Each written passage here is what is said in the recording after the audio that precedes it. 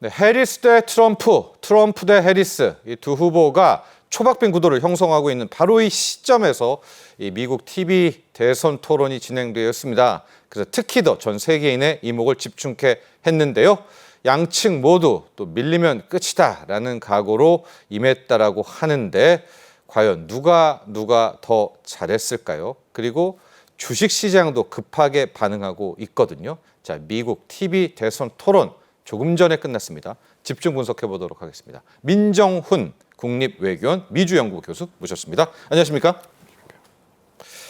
자, 이번에 해리스와 트럼프의 TV 토론이 지난 1960년대로 갑니다. 존 F 케네디와 리처드 닉슨 공화당 후보의 그때만큼 뜨거운 열기 인기였었다. 특히 지난번 TV 토론으로 바이든 현 대통령이 이제 후보에서 사퇴되지 않았었습니까? 그래서 관심이 뜨거웠는데요.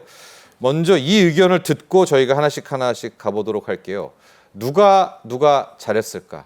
우리 민정훈 교수께서는 몇 대 몇 한다면 어떻게 주고 싶으세요? 뭐 오늘 생각보다 해리스 후보가 잘했어요. 네. 그 예상을 뛰어넘는 퍼포먼스를 보여줬기 때문에 총평으로 말씀드리면 6대 4 정도로 해리스 후보가 트럼프 전 대통령에 비해서 잘했다 이렇게 생각하고 있습니다. 해리스 6, 트럼프 4. 그렇습니다. 그러니까 트럼프가 못했다라기보다는 해리스 후보가 훨씬 좀 생각 이상이었다, 선전이었다 이렇게 보시는 거죠? 그렇죠. 트럼프 전 대통령 같은 경우에는 그 화를 내지 않고 평정심을 유지해서 유쾌한 트럼프가 되는 게 필요했는데 이 부분에서는 좀 화를 내는 모습이 보이기는 했어요. 그래서 그 부분에서 점수가 좀 깎이긴 했지만 전반적으로 보면 침착하게 지켜보면서 자기 할 말을 했기 때문에 물론 또 간간히 거짓말도 좀 하셨습니다만 네, 트럼프요. 예, 그렇습니다. 네. 그런 부분에서는 크게 지난번 그 대선 토론 때하고 큰 차이가 없었기 때문에 나름대로 선방하셨다고 생각하고 있습니다. 그럼 오히려 이제 해리스가 기대 이상인 거네. 그렇습니다. 그렇죠? 네, 네. 트럼프 할 만큼 했는데. 네, 해리스 후보에 대해서는 검증도 안 됐고 어디서 그런 얘기가 나온지 모르겠습니다. TV 토론을 잘 못한다. 그래서 언론 노출을 좀 꺼린다. 기자들을 도망간다. 네, 뭐 그런 얘기가 좀 있었잖아요. 네. 그래서 얼마 전에 최초로 CNN 인터뷰하는데 부통령 후보인 같이 월드와 같이 나오면 해가지고 보모가 필요한 거 아니냐 이런 비아냥까지 공화당 측으로 들었거든요. 네. 그런 측면에서 사실 해리스 후보에 대한 그 TV 토론의 성과야. 어떤 역량에 대해서는 그렇게 기대치가 높지 않은 것도 있었습니다만 제가 오늘 쭉 지켜보니까 생각외로 굉장히 잘하셨기 때문에 그런 측면에서 많이 긍정적으로 평가를 받았을 거다 생각하고 있습니다. 그렇습니다. 이번 TV 토론은 ABC 방송국입니다. 이제 미국의 공중파 아니겠습니까? 됐는데 토론 규칙이 꽤 많습니다. 하고 청중이 좀 없는 특이한 점들이 있었는데 지난번 바이든 때는 이제 종이 한 장, 펜 하나 들고 뭐 이런 것도 많이 기사에 나왔었는데 이번에 TV 토론의 규칙에 몇 가지만 좀 있다면 좀 알려주시죠. 뭐 지난번 6월달에 TV 토론이 크게 변화된 건 없고요. 두 분이 입장하셔가지고 이제 90분 동안 토론을 하시는데 모두 발언은 없었어요. 바로 이제 질문으로 들어갔거든요. 그래서 경제부터 시작해서 어떤 그 신랄한 그 질문이 들어갔고요. 2분씩 답변하네요. 예, 2분씩 답변하고 그거에 대해서 이제 다시 또 2분 동안 그 반론을 할 수가 있고 필요하다면 추가적으로 1분 정도 할 수 있는 추가 발언 기회가 주어졌고요. 그리고 이제 그 자기의 순서가 아니면 어떤 마이크가 꺼지는 이런 모습도 보였고 마지막에 클로징 스테이트먼트죠. 마지막에 마무리 발언은 해리스 후보가 먼저 했는데 이건 동전 던지기로 해서 결정이 난 거래요. 그래서 해리스 후보가 먼저 하고 트럼프 전 대통령이 마무리를 하는 이런 모습을 보여줬기 때문에 어쨌든 얼마만큼 준비된 후보인가를 보여주기 위해서 말씀해 주신 것처럼 어떠한 서류나 보트나 메모나 아무것도 가져갈 수 없이 그냥 백지 하나 펜 물병만 갖고서 보여줬기 때문에 이런 부분에서 어떤 그 공정한 어떤 그 토론장을 만들기 위해 노력했다 이렇게 생각합니다.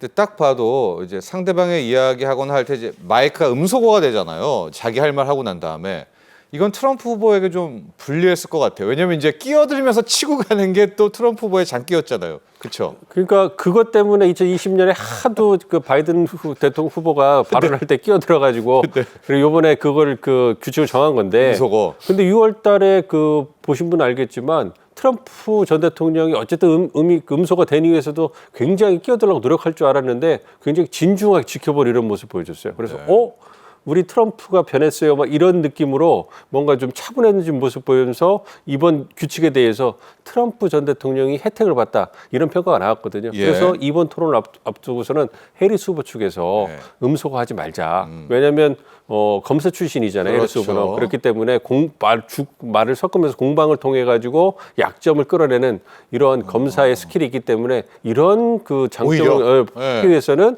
그 마이크 음소거가 되면 안 된다. 그래서 서로 후보들끼리 말을 섞으면서 치고받기를 해야 된다. 이런 걸 주장했는데 트럼프 전 대통령 측에서 거절을 한 거죠. 왜냐하면 6월 달에 거기서 이제 이득을 받기 때문에 그런 부분을 봤는데 오늘 토론에서 재밌던 부분이 뭐냐면 해리스 후보가 가끔씩 이제 음소거에서 대해서 말을 했습니다만 표정으로 굉장히 많은 얘기를 했어요.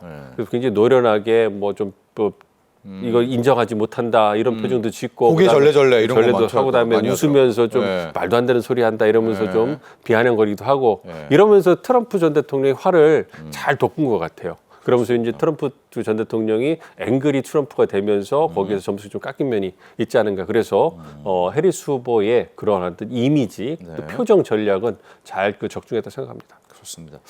그러니까 참 이 뚜껑을 열어봐야 되는 것 같더라고요. 교수님께서 좀 이야기해 주셨지만 해리스가 이런 대화에 역량이 안 된다. 또 이런 즉흥적인 질문에 답변 못한다. 이제 이런 거 루머가 굉장히 확산이 돼 있었는데 또 오늘 뚜껑을 열고 보니까 뭐 그 정도는 아니니까 사람들이 더 높은 점수를 또 줬던 것 같거든요. 이제 기대치가 낮다 보니까 훨씬 더 높게 잘하니까 이제 이런 측면도 좀 있을 텐데.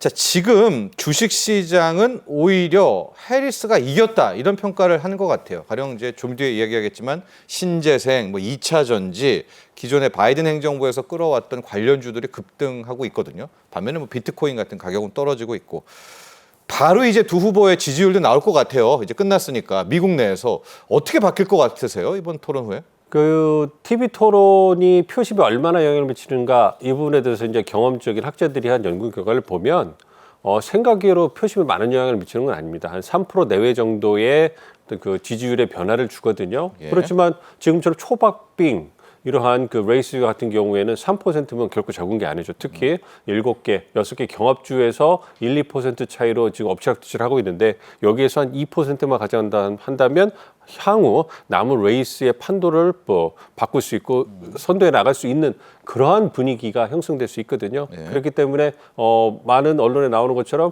해리스 후보가 승리했다라는 평가가 유권자들이 그대로 받아들인다면 그렇다면 향후 나오는 여론조사 결과에서 해리스가 트럼프를 좀 박빙 우위로 앞서는 이런 여론조사가 많이 나오겠죠. 그러니까 최근에 해리스의 허니문 기간이 끝났다 이런 평가가 나오면서 트럼프 전 대통령이 해리스 후보를 좀 앞서는 이런 여론 기사들이 조금씩 많아지기 시작했거든요. 맞아요. 그러한 분위기가 꺾일 수 있는, 그 전환될 수 있는 그런 계기는 충분히 될 수 있다고 생각합니다. 네.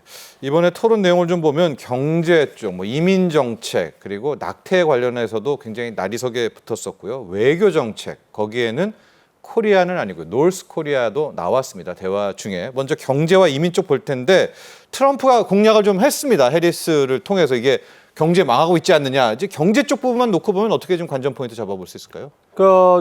첫 번째 질문이 그거였어요. 4년 전과 비교했을 때 미국 경제가 나아졌습니까?라고 물어봤을 때 이제 해리스 부통령 같은 경우에는 기회 경제를 얘기하면서 이제 앞으로 어떻게 할까 공약 이 얘기를 하면서 이제 그 경제가 어려웠던 부분을 갖다가 이제 그 트럼프 전 대통령에게 그 돌리는 그 비난의 화살을 돌리면서 이제 그 포문을 열었거든요. 그러니까 이번 해리스 후보의 전략을 보면 첫 번째 관련된 분야의 공약을 보여주고 그 다음에 나머지 절반은 트럼프 전 대통령의 실정. 잘못을 이제 그 부각시키는 이런 전략을 썼어요. 그러니까 자신의 그 잘못이라든지 현재 미국 경제가 어려운 인플레이션 물가 어려운 부분에 대한 그런 책임을 쫙 피해 나가면서 공약으로 대체하고 그리고 자신들이 2021년에 백악관에 들어왔을 때 이미 경제가 너무 어려웠다. 왜냐하면 코로나19를 트럼프 전 행정부가 제대로 대처하기 못했기 때문에 그런 부분에서 계속 부각시키니까 트럼프 전 대통령이 자신의 발언 시간 첫 번째 절반을 갖다가 그거를 옹호하고 이제 방어하는 데 이제 시간을 쓰게 되니까 굉장히 그 해리스 후보에게 유리하게 전개되는 이런 모습을 보였거든요. 그러니까 경제 측면에 있어서는 어쨌든 바이든 행정부가 인플레이션이나 물가 부분에서 어떤 일정 정도 책임이 있는데 요거를 잘 빠져나가는 전략을 해리스가 썼다 이렇게 생각하고요. 그리고 트럼프 전 대통령 같은 경우는 경제 얘기도 이민 문제와 엮으면서 이민, 남북경 문제를 너무 부각시키다 보니까 경제라든지 다루는 그러한 이슈에 대해서는 포인트가 좀 약하게 들어간 인플레이션 같은 그런 부분이 좀 있습니다. 그래서 아쉬운 부분이 있을 겁니다. 그렇습니다. 왜냐하면 해리스 같은 경우에는 법인세 인상이잖아요. 하고 이제 트럼프는 오히려 세금을 낮추는 감세이기 때문에 법인세 인상 부분을 좀 어떻게 부각되지 않을까라고 했는데 전혀 저 부분은 안 나온 것 같아요. 그리고 주식시장도 오히려 좀 좋아라 하는 것이 법인세 올린다는 건 별로 안 좋아하는 이슈 아니겠습니까? 그래도 저걸 잘 피해간 것 같아요. 오늘 토론에서는 저 부분을요. 예. 그래서 이제 오히려 세금 부분 이런 것들을 잘 숨기고 해리스가 트럼프의 예봉을 잘 꺾었다, 방어를 잘했다라고 볼 수가 있을 것 같습니다. 이 낙태 관련해서는 저도 이 집중적으로 아무리 들어봐도 뭐 법률 내용도 있고 이래가지고 내용이 좀 어려운 것 같던데 우리가 생각하기에는 이제 해리스 쪽은 좀 낙태를 자유롭게 하는 것 하고 트럼프 쪽은 낙태를 좀 어렵게 하는 것이다라고 개념을 잡았는데 TV 토론을 놓고 보니까 굉장히 복잡하더라고요, 내용이. 그러니까 이 낙태권, 그 여성의 재생산권, 그러니까 여성의 몸을 이제 뭐 태아라든지 임신했을 때 여성이 스스로 결정해야지 그거를 국가가 결정해서는 안 된다. 이게 민주당 입장이에요. 그리고 임신 중지권. 예, 임신 중지권. 예. 낙태권 이것이 1973년에 로비 웨이드라는 미국 연방 대법원의 판결로 어쨌든 임신 9주차 이전에는 여성이 자신의 의사와 어떤 논의를 통해 가지고 필요하면 낙태를 할 수 있는 권리를 보장을 해줬었는데 2022년에 보수 우위의 연방 대법원이 그거를 폐기해 버렸어요. 그리고 그 결정을 주정부가 할 수 있도록 돌려버린 거예요, 주로. 그러면서 이제 보수적인 주를 중심으로 해가지고 낙태 금지법을 계속 만들기 시작한 거예요. 그러니까 그 부분에 대해서 미국 여성 유권자들이 반기를 들고 이제 그 자신의 권리를 찾으려고 주장을 하기 시작하면서 이것이 선거의 중요한 이슈가 된 겁니다. 그래서 해리스 후보 같은 경우에는 낙태를 할 수 있는 그 권한을 다시 우리가 받아야 된다. 그래서 헌법을 개정할 수는 없으니까 연방법의 제정을 통해 가지고 여성들이 낙태라든지 재생산할 수 있는 권리를 스스로 가질 수 있는 법을 만들겠다. 그래서 여성표를 자극하는 거고 트럼프 전 대통령 입장에서는 사실 자신이 임명한 3명의 보수적인 대법원의 어떤 그 영향력에 의해서 그 로비 웨이드라는 판결을 2020년에 폐기할 수 있을 건데 그걸 자랑했었어요. 그런데 표심에 있어서 여성 표심이 자꾸 떨어져 나가니까 이제 모호한 입장으로 오늘은 후퇴를 한 겁니다. 그래서 그거는 주정부가 알아서 결정할 부분이다. 뭐 이렇게 얘기하면서 이제 그 얼버무리는 그러니까 마무리하는 이런 모습을 보여줬거든요. 근데 아무래도 여성표를 그 의식해가지고 해리스 후보는 좀 강경하게 트럼프 후보를 밀어붙이는 모습, 그 트럼프 후보는 한 발 물러서서 이제 그 신중한 모습을 보이는 이런 모습을 보여줬기 때문에 기존의 어떤 스탠스하고는 큰 차이는 없는 거다 생각하고 있습니다. 그러니까 현재 그 낙태 관련 뭐 일명 임신 중지권은 주정부에게로 있는 건 팩트인 거죠. 그렇습니다. 현재는 이제 바뀌면서 그런 부분에 있어서 좀 둘이 어떤 엇갈렸고요. 갑론을박이 있었고 외교 정책을 좀 보면 노스코리아 이야기도 나오고 시진핑도 좀 나오고 그런데 이 부분에 있어서도 해리스가 트럼프를 잘 압박했다라고 하더라고요. 맞습니까? 이런 평가가? 그렇죠. 이제 말씀드린 것처럼 그 바이든 행정부에서 이제 그 지난 4년 동안 동맹들과의 관계를 갖다가 증진하기 위해서 노력했다. 그리고 그걸 통해 가지고 미국의 이익을 지키기 노력했다. 이런 얘기하면서 나머지 절반은 그런데 트럼프 전 대통령은 동맹들과의 관계를 무시하고 관계를 망치고 그 독재자라고 할 수 있는 시진핑, 김정은, 푸틴 같은 사람들과 잘 지내고 독재자가 되고 싶어한다. 그걸 비난을 했거든요. 이렇게 되다 보니까 말씀드린 것처럼 트럼프 전 대통령이 거기에 대해서 응답을 하면서 절반의 그 발언은 자신은 그렇지 않다. 해명하게 만드는 거죠. 이렇게 되다 보니까 사실 외교 정책의 부분에 있어서도 사실 바이든 행정부가 이스라엘 하마스 전쟁이라든지 우크라이나 전쟁에서 또 그 결과를 못 내고 있기 때문에 그리고 아프가니스탄 철군 있잖아요. 2021년에 이 부분에 있어가지고 미국 내 비난을 많이 받은 게 사실이거든요. 이런 부분이 이제 그 갑론을박이 있긴 했습니다만 오늘 그냥 그 큰 문제 없이 넘어가고 말씀드린 것처럼 트럼프 전 대통령이 자신이 갖고 있는 동맹관, 독재자들과의 관계를 해명하는 데 시간을 쓰다 보니까 아무래도 해리스 후보에게 다소 유리하게 그냥 슥 넘어간 그런 측면이 있었다고 생각합니다.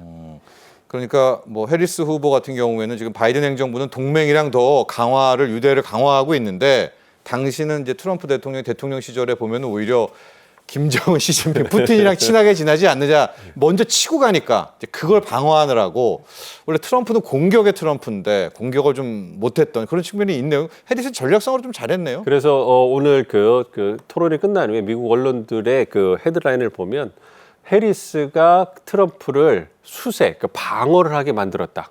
이렇게 그 헤드라인이 떴어요. 예. 그래서 그런 부분에서 전략을 해리스가 잘 썼다 생각합니다. 여기에서 잠깐 이 한미 동맹 측면에서 우리 민 교수께서 워낙 전문가이시니까 뭐 지금 트럼프가 다시 재집권을 하게 되면 한미 동맹이 더 어려워지고 뭐 방위도 놀라고 뭐 이제 이런 얘기도 좀 있는데 어떻게 됩니까? 두 후보가 우리 한미 동맹 차원에서 좀 보면 어느 후보가 승리하든지 간에 그 이번 대선 이후에 한미 동맹이나 한미 관계는 계속 공고해질 거예요. 왜냐하면 네.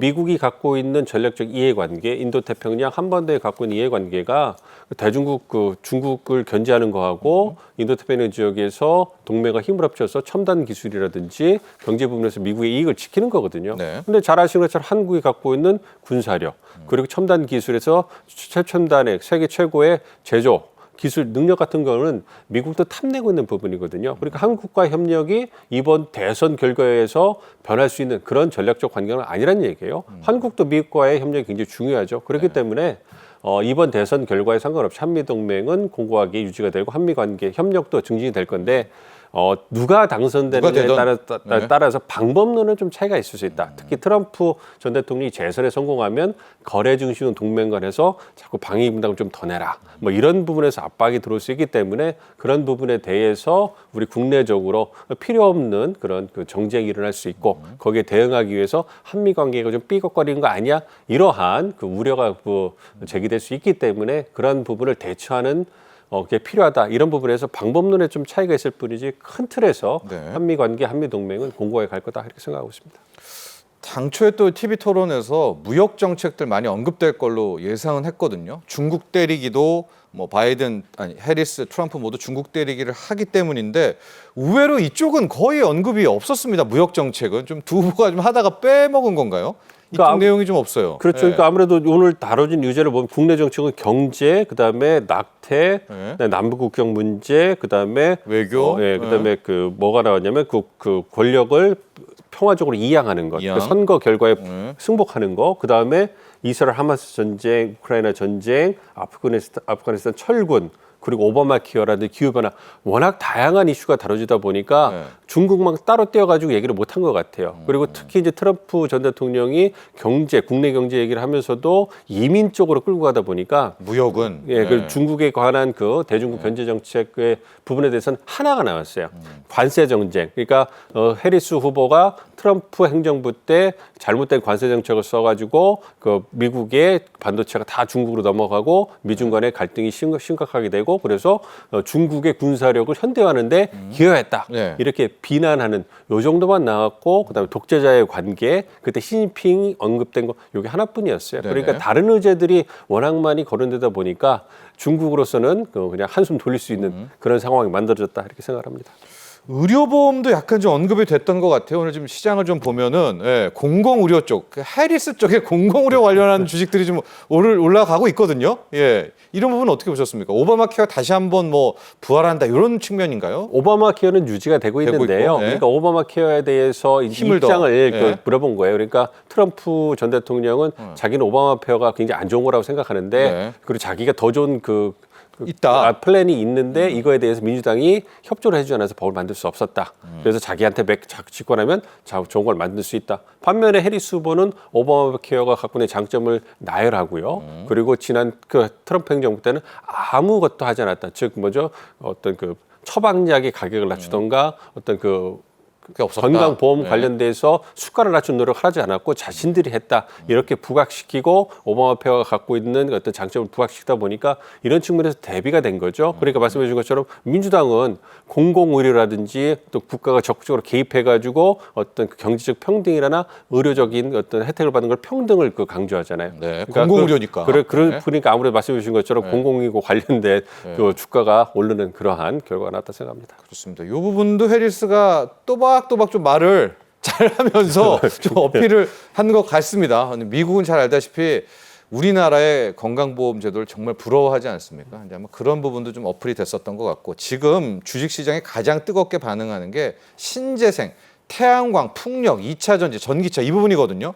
여기가 오늘 급등했다라는 것은 교수님, 해리스의 주식시장은 해리스가 이겼다 이렇게 보는 것 같아요. 일단은 뭐 시장이 똑똑하다면요. 어떻게 보셨습니까? 그렇습니다. 아무래도 지금 나오고 있는 그 전문가라든지 언론의 평을 보면 해리스가 기대 이상으로 잘했고 전반적으로 봤을 때 해리스가 승리한 거 아니냐, 판정승을 거둔 거 아니냐 이렇게 얘기가 나오고 있습니다. 예. 그리고 말씀해 주신 태양광이라든지 2차 전지 이런 부분은 기후 변화와 관련된 얘기잖아요. 예. 이 기후 변화에 관련된 의제가 공교롭게 가장 마지막에 클로징 멘트 하기 전에 나왔어요. 예. 그러면서 이제 그 해리스 후보 같은 경우는 기후 변화를 실존적 위협으로 보고 이제 보다 더 적극적으로 친환경 에너지라든지 이러한 신재생 에너지 이런 부분에 중점을 둘 거라고 얘기를 했기 탄소 중립 때문에 가겠다. 예. 예, 그러니까 아무래도 해리스가 이번 TV 토론에서 이겼고 마지막에 기후 변화 관련돼서 신재생 에너지, 친환경 에너지 바이든 이제 그린 뉴딜을 갖다가 더 증진시킨다고 하니까